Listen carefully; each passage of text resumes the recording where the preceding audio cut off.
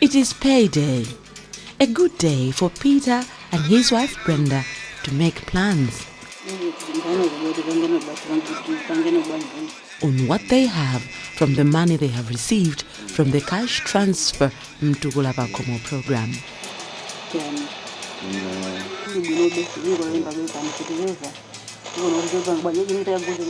This couple is among the many beneficiaries of this program that targets the ultra-poor families.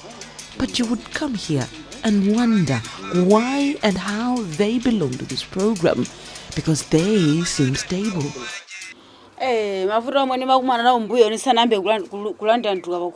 My maize garden was a ridicule, she tells me.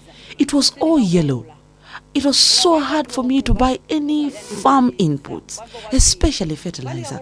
I simply could not afford, she told me. But that was not all. It was worse. My house was in a bad shape. Each time it rains, it would get drained. I wouldn't sleep at all until the rain stops. It was hard. So that is their story. What you see now is a new start for them that was necessitated from the social cash transfer program. To this day, she has a different story. Ever since this cash transfer program came, my life and that of my family has transformed. I have a house with iron sheets. Being enlisted on this program took away the shame that Peter would face, as previously he felt like not a man enough for the house. I was really excited to be part of this program. It was hard being a man but doing nothing. I wasn't working, piece weeks were hard to find, but now I stand tall as a provider in the house. Apart from having a decent house, they also invested in livestock. According to the family, they thought of this as a sustainable source of income when they graduate from the program. Together, they see themselves and want to be role models of the Mtukula Bakomo project.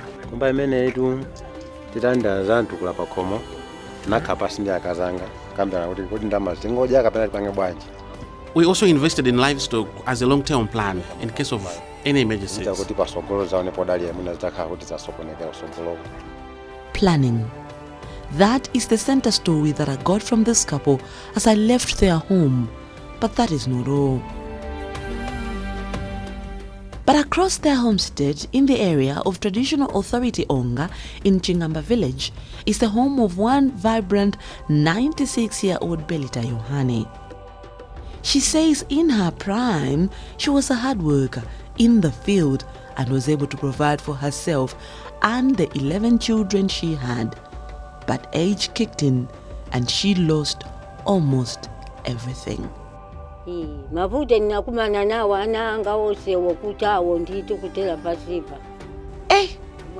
My dear, I had a hard time, she told me. I lost 10 of my children and had one left, with my grandchildren as well. My age wouldn't let me work as I would. I had no food. But then she was enlisted on the social cash transfer program to complement the requirements in her home.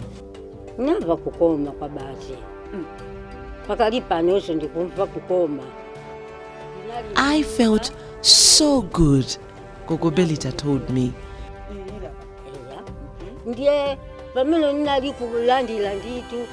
I had to make a plan. I just didn't want to finish all the money at once. So planning was very important. That is Belita. Despite her age, she is a lady full of energy and she is very exceptional in her brains. I didn't leave it there, she continues to tell me. I had goats, thought of chickens. I I had to do further investments from the cash transfer program. And that is not all. Kokobelita has her grandchildren that live with her from the only surviving child she had. That is when she hatched this plan. I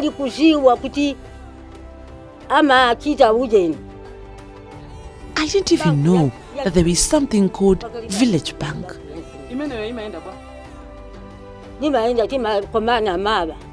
Whatever little you have, you invest from 500 to 1,000 to 10,000. That is what I did, and I registered. So, from the last harvest of the year 2021, this is what she did with the money. Last year, I had 50,000. Oh, I had plans for it, my dear. I planned. All that I have from the money that I got from the Mtugulapa Como program.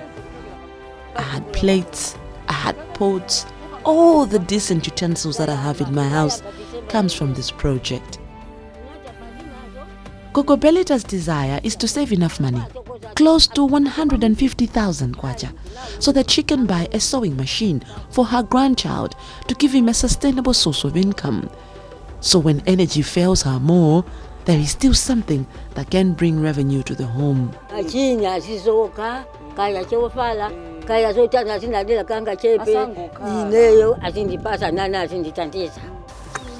According to the Principal Social Welfare Officer for Chiradzulu, it is pleasing to note the changes in people's lives through this program.